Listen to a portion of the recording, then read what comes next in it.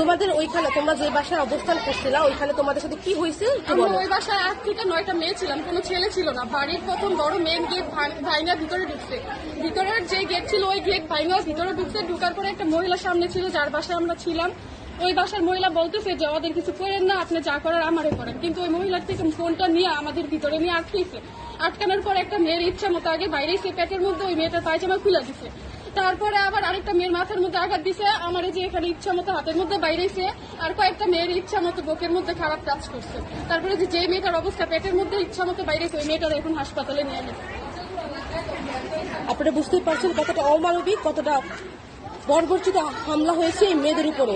এই মেয়েরা তাদের ভাইয়ের হত্যার প্রতিবাদের দাবি নিয়ে মাঠে নেমেছিল, অথচ এই মেয়েদের উপর কি অমানবিক অত্যাচার হয়েছে। আমরা কি সেই ফিরে দেখা পাকিস্তানকে ফিরে পেলাম? এটা কি সেই পাকিস্তান নাকি সেই বাংলাদেশ? প্রশ্ন থেকে যায়।